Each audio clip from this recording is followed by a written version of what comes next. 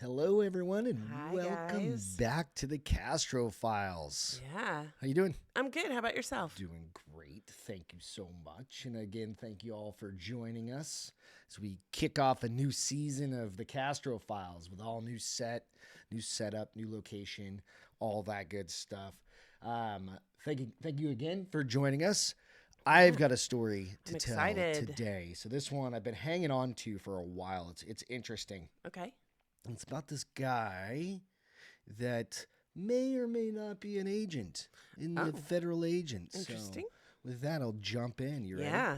All right. Totally cool. ready. So this one was on Unsolved Mysteries, the show, Okay. but back in like 1990. Okay. So these are actually the show notes and the behind the scenes information of it. Okay. Cool. So this is about a gentleman named Charles Morgan, his nickname was Chuck. And this was June 18th of 1977. Okay. This is more of a case. Okay. Because if you've watched Unsolved Mysteries, Yeah, they're they kind of cases. go by and they're trying to figure out, help What us happened? figure Yeah. out what happened. Do you have any information? Right. Yeah. So 39-year-old Chuck Morgan was a successful businessman who was the president of his own escrow agency. He was also a potential witness in a state land fraud case involving a known crime boss. On March 22nd, 1977, he left his Tucson, Arizona home to drive two of his daughters to school. After dropping them off, he vanished. 3 days later, he arrived back at his home. According to his wife, Ruth, he was missing a shoe, had a plastic handcuff around one ankle, and his hands tied together with plastic zip ties. Oh, my. He could not speak, but with a pen and paper, he wrote down that he had been kidnapped and tortured. He also wrote that a hallucinogenic drug had been painted on his throat.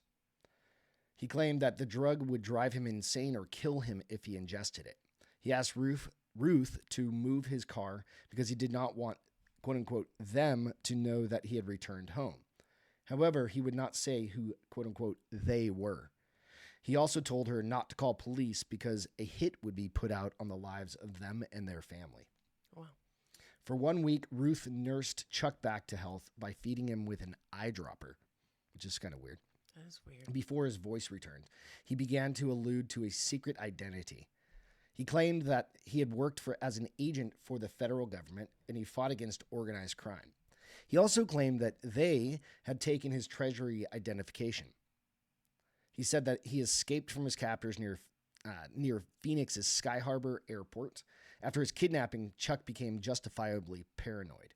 He began wearing a bulletproof vest and even grew a beard to further mask his identity. He also started driving his daughters to and from school. He informed the school that nobody else should be allowed to pick them up. On June 7th, 2 months after his initial appearance, Chuck vanished again. Shortly before his second disappearance, he told his father that if anything were to happen to him, there was a letter he had written that would tell them who was responsible. The letter was never found. However, 9 days later, an unidentified woman called Ruth and said, Chuck is all right. I'm going to mess this word up. Ecclesiastics 12-1-8. It's Bible. Yep, it's a Bible passage, Yeah. which reads in part, men are afraid of a high place and of terrors on the road. Remember him before the silver cord is broken and the golden bowl is crushed. Then the dust will return to the earth as it was, and the spirit will return to God who gave it. Okay. Strange. Yeah. 2 days later, Chuck was found shot to death, despite the fact he was found wearing a bulletproof vest. His body was found in the desert 30 feet off the highway in the San Juan Springs area. He'd been shot once in the back of the head with a bullet from his .357 Magnum, which is a big bullet, Yeah. which was lying beside him. There were no fingerprints on it. Okay. So somebody wiped it down. Gunshot residue was found on his left hand, though, indicating he had fired a weapon. In his car, police found a note that had directions to the crime scene written in his handwriting. Also found in the car were several weapons, ammunition, and a CB radio. Strangely, a piece of one of his teeth was found wrapped in a white handkerchief in the back seat. And a pair of sunglasses was also found that did not belong to him. And here's the sunglasses right here. Oop. Why isn't it coming up? I don't know why it's not coming up. I lost the picture. I'll figure it out after. Okay. That's all right. And they can go look at it. Yeah, you'll be on able to see it out on. Instagram. Okay. Sorry about that. I checked it earlier too, and it was working. I don't know why it's not. Huh. Interesting. Anyway, so strangely, Chuck had clipped a $2 bill inside his underwear. Written on the bill were seven Spanish names from the letters A to G. Also, Ecclesiastes 12 was written, with the verses 1 through 8 marked by arrows drawn on the bill's serial number. This was the same reference that the female caller had made to Ruth. On the back of the bill, the signers of the Declaration of Independence were numbered 1 through 7. Also, a crude map was drawn, which showed several roads between Tucson and the Mexican border. The towns Robles Junction and Sasabe were marked. These towns are apparently known for smuggling. Okay. 2 days after Chuck's death, an anonymous woman spoke to an officer for the Pima County Sheriff's Department on the telephone. She claimed that he was supposed to meet her at a local motel shortly before he died. She claimed that her nickname was Green Eyes, and that she was the same woman who had called Ruth several days earlier. She also claimed that at the motel, Chuck showed her a briefcase containing several $1,000s in cash. He said that the money would buy him out of a gang contract that had been put on his life. Surprisingly, despite the bizarre evidence, authorities ruled that Chuck committed suicide.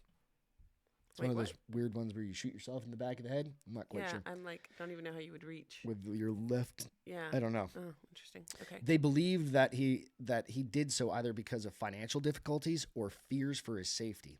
His family and a reporter named Don Devereaux believed he was murdered. Some investigators also suspected that his death was not a suicide.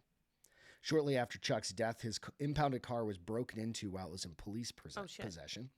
And around the same time, his office was also ransacked. Okay. Looking for something. 3 weeks after his death, 2 men claiming to be FBI agents arrived at the Morgan home. They told Ruth that they had to look through the house. They tore the house apart and searched for quite a while. It is unknown if they ever found anything or if they were even FBI agents. When Devereaux contacted the FBI, they claimed that they had never even heard of Chuck Morgan. Interesting. There are several rumors surrounding the case, including that Chuck was killed because he was involved with illegal activity or was doing secret work for the government. His death seems just as unexplained as the events leading to it. So there's some suspects. Although Chuck claimed that he was working against organized crime, some believe that he was actually involved with it. During the 70s, Tucson, along with other cities in Arizona, became a place that the mafia moved to. I didn't know that. Due to its warm climate and controversial criminal justice system. Led by former New York Don Joseph Bonanno, so a Don's like the mafia boss, right? More than 500 racketeers moved to Tucson during the 70s. Wow. Their influence led to several gangland-style killings in the area, one of the more famous being the murder of investigative reporter Don Bowles. What made Arizona most attractive to the crime syndicates was a unique state law that allowed them to buy land through numbered blind trust accounts. Interesting. Yep. This would allow them to remain anonymous and successfully launder money. Chuck did real estate escrow work for at least one mafia family. They may have used him to do escrow work for purchases of gold bullion and platinum as well. This was a more convenient way for them to launder money as opposed to doing land transactions. Right. Starting in 1973, it appeared that he was doing several $1 million of escrow work in bullion and platinum. Okay. In reality, there was no bullion or platinum. Instead, the money was being moved through several escrow accounts and legitimized. So they're putting money into it, buying land, but it's using dirty money money. laundering. Yep. Yeah. So on one occasion, Chuck mentioned to Ruth that money laundering was occurring in Tucson. However, he claimed that he was not involved in it.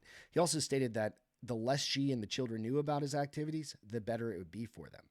It is theorized that Chuck Morgan was killed by members of organized crime in the Tucson area. It is possible that the mafia family that he worked for had killed him because he knew too much. One theory is that organized crime bosses put the word out that they wanted Chuck dead. A hitman then told Chuck, so he came up with the money in order to buy the hitman off. However, when the two met in the desert, the hitman killed him anyway and took the money. The theory has not been confirmed. So there's also some extra notes here, which these are kind of interesting as well. The case originally aired on the February 7th, 1990 episode. Although it was not mentioned in the segment, Chuck was a secret witness in an extensive land fraud investigation and was interviewed about it in May 1977, shortly before his death. It is not known if this had anything to do with his death, though. Come on. I mean, also not mentioned was that Chuck had been seen at several restaurants and motels on the west side of Tucson after his disappearance before his death. Interesting. So the results of the show, unsolved, still to this day. After the case aired, Unsolved Mysteries received several calls relating to Chuck's death. Don Devereaux investigated several leads that came up as a result of the program. He learned that Chuck was heavily involved in money laundering activities through his Tucson escrow company. From 1973 to his death in 1977, he was also involved in large gold and platinum transactions. He apparently received a large amount of money from these activities, and some of the money allegedly came from Southeast Asia. Devereaux discovered that Chuck kept duplicate records of the illicit transactions. Devereaux now believes that Chuck was killed because he still had those records. 3 months after the looking for. They were probably looking for those records. Yeah. 3 months after the broadcast, Doug Johnston, who was found shot to death in his car outside of his Phoenix office. So So Doug Johnston was. So this guy just pops in here. Okay. So this guy was found shot to death outside of his car in the Phoenix office. Interestingly, he works across the street from Devereaux, from his office. Devereaux's the investigator. Okay. Like the journalist, right? Yeah.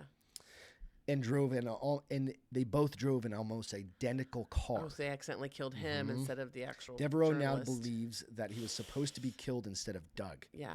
A year after Doug's murder, Devereaux was contacted by a writer from D.C. named Danny Casolaro. He agreed to share with him the information that he had uncovered about Chuck's illegal gold transactions. However, Danny died suspiciously before he received the information. They're just whacking. Danny was the guy that reached Doug. Yep. Okay. Yep. Somebody's just taking care of these people. All 3 cases remain unsolved. Sadly, Chuck's widow, Ruth Morgan, died in 2006. So this case is still... Wow, and it had some legs, man. Yeah, absolutely. Let me see if these pictures will come up. I'm not sure why they're not coming up.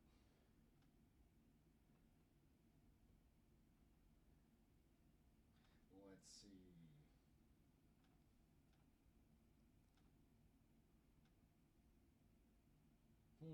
Just being picky. It is being picky today. Well, we'll put them out on the Instagram. I'll put them out on, sorry about that. That's a really put them out cool on story, Instagram. actually. Yeah. So the picture, you'll see 4 pictures. One will be of the main character here, Chuck. Yeah. The next one will be of the scene where he was killed. Then we've got the actual glasses that didn't belong to him. Okay. And then the $2 bill that had the Ecclesiastics 1218, right? Interesting. So yeah, so very interesting case. I love that show, Unsolved Mysteries. It's just they always have the coolest. It's back on Netflix. Story, yeah. Well, at least a season or 2 was. Yeah. But or it was. Yeah. This is a great story, and it does leave a lot like, things that make you go, huh. So great story, behind babe. It? Absolutely. Yeah. Was he really an agent? Or I just think a dude? I think he got mixed up in some bad stuff and. And what's with the stuff that they said they painted on his throat? And I guess that's maybe why, like, it paralyzed his throat. That's why he couldn't talk, and so that's why she had to feed him with a dropper. Eyedropper. I don't know. I mean, that poor woman. It's all good.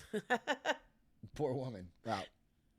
Rest in peace. Yes. All right. With that, go out and subscribe to the podcast if you don't mind, and also go out and check out the Instagram. It's under the Castro Files if you don't mind as well.